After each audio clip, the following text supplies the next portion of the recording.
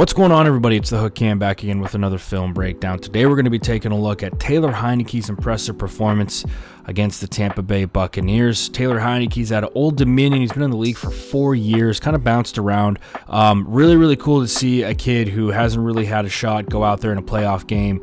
He ends up going 26 for 44, 306 through the air, one touchdown, as well as 6 for 46 on the ground with another touchdown. An impressive performance for this kid. So it was cool to see him go and perform well in a playoff game too. And I think it's really cool because this is one of those storylines that you want to see, get the air in the media, and you want to see people talking about him because he put everything he could out there on the line for his team tonight, and stuff like that's really commendable and really cool to see. And you could see how geeked his teammates were for him. And I'll tell you what, this kid earned some respect tonight because you can tell that schematically how the Buccaneers were playing him in the beginning of the game to how they were playing him in the second half. Two completely different things, and we'll go over that here in a second. So before we do, if you could hit that like button, hit that subscribe button to my channel, The Hook Cam, as well as to Jackson Kruger Sports, that would mean the world to both of us. I'm pretty sure this is going to end up on his channel as well. So first things first, 3rd and 6. Let's talk schematics really quickly.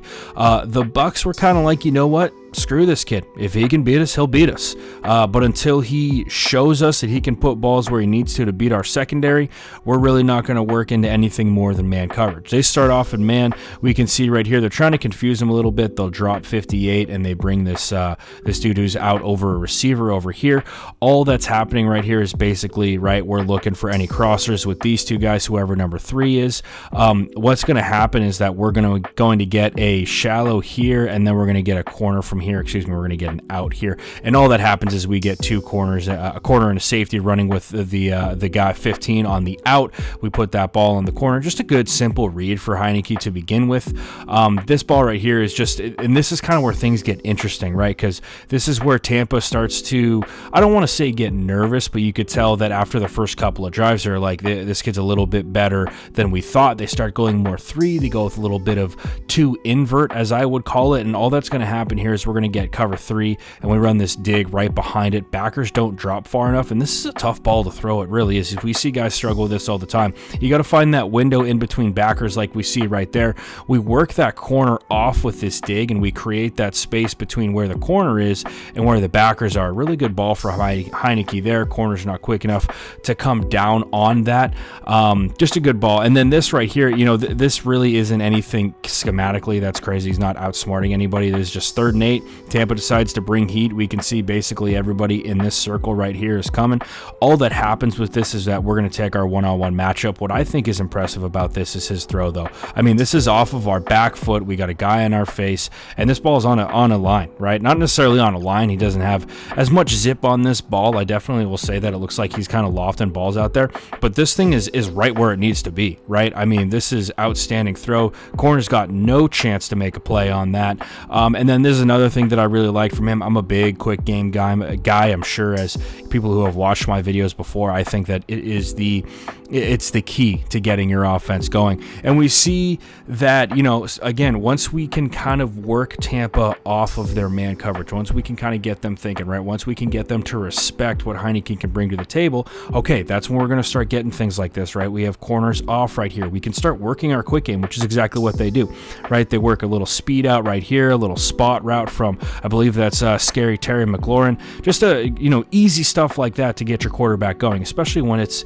his first big game in the NFL. And then this right here, this is kind of where I noticed that Tampa, that Washington was having success, is finding ways to kind of manipulate linebackers. And this right here just is a really simple double move from their tight end. I want to say his name is Logan Thomas, ex-quarterback, actually. I do remember him, Logan Thomas. He's going to work up and out, and then he works up, so it's really an out and up there. But you'll see Lavonte David here is chasing after that. Off the play fake, we look to that, and then we hammer this thing on the vertical. Really good job there from Heinicke, putting that ball where it needs to be.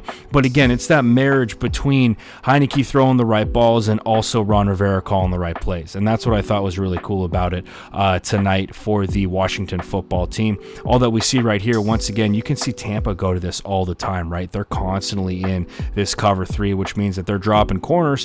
But with that, right, it means that we're going to put whoever's working this curl flat area, it's going to put them in a bind. Okay, so when we work this back out into the flat, that's going to move this corner upfield. So when we move that corner upfield, we have our receiver running vertical. That's going to open up these deep outs for us, which is exactly what Washington runs right here. You can see once we get here, right, there's that space that we've created. All that happens is we had that receiver run upfield. This dude right here had his eyes in the backfield looking to that back, and we open up that space. And then this play is just, you know, this is what I'm talking about with him putting everything on the line. This dude dives from the 4-yard line into the end zone. I couldn't put the entire clip in there because YouTube's weird with their monetization stuff like that, but just a really, really cool play to see. And, you know, if you're a teammate of this dude and he's doing stuff like that, you're willing to lay everything on the line for him. And I just thought that was really cool. And you know what, Washington, you know, for a 7-9 football team, taking Tampa, you know, late into the 4th with it being a tight game was really impressive to see. And I think that Ron Rivera's got them on the right track. But back to the game. So once again, schematically getting into it, right? It's just straight cover 3. That's all that we're seeing here, right? He's working here. We're going to see him drop back here. This is, again, cover 3. We're going to see him work over into, it's not necessarily, this isn't curl flat. Curl flat would be down in this zone right here. This is going to be your hook curl, right? So we're working him here. We work him to the hook curl, and all they do is run 2 verts on this side. So as soon as we clear this cat right here, we got a bunch of space in between the safety who's back at about here and where this corner is. This corner has to run with this number 1 right here with Terry McLaurin. If he doesn't, then obviously he's going to hit that thing on the sideline. But how about this right here? And I just noticed this when I was watching it. Check the head movement from Heinicke, right? Boom. We're looking off this safety. We come back to the number 2, ripping that vertical. That's a great ball from him. Just impressive stuff to see, right? And then once again, the quick game hitting that underneath on 3rd and 3. A couple of really impressive throws from him. This ball right here, I really, really liked. This was interesting to me because it looks like Tampa is running like an inverted cover 2.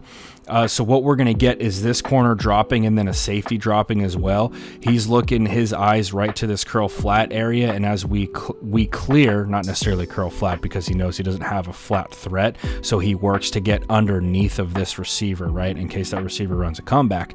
As he works upfield, he's going to work this thing right into the middle of the field, which is once again, like I talked about earlier, tough ball. You got to throw this thing over a linebacker like we see right there, right into the bucket. Really good job from him and from that receiver. And then this ball right here. I mean, this is an outstanding ball, outstanding catch. Really cool stuff that you like to see from this football team, man. Like I said, they battled their asses off tonight against a quality Tampa Bay Buccaneers team. But all that we're going to see out of this, I believe we get the corner from number 2 here. It's just straight man coverage. There's really nothing schematically crazy about it. It's man, he takes his shot on the corner and ends up completing that football. So anyway, guys, once again, I was really impressed with Taylor Heinicke. Is he a starter in the NFL? I don't know yet. I would love to see this kid get a chance. But obviously, you know, it takes more than just one wild card game against the Tampa Bay Buccaneers to get yourself a starting shot. But who knows, man? Who knows with the NFL these days? Maybe he did earn himself. I think that he at least earned himself onto a roster for next year. And there's a lot of value in having a good backup in the NFL in these days. So anyway, guys, that's all I got for you today. I'll be back in the week with some more content. If you enjoyed this, then if you could hit that like button, hit that subscribe button to my channel, The Hook Cam, as well as the Jackson Kruger Sports, that would mean the world to both of us. So anyway, I hope everybody enjoyed their wild card Saturday. Got 3 more games tomorrow on Sunday. Really exciting stuff there. So stay safe, guys. Wash those hands, and I'll see you next time.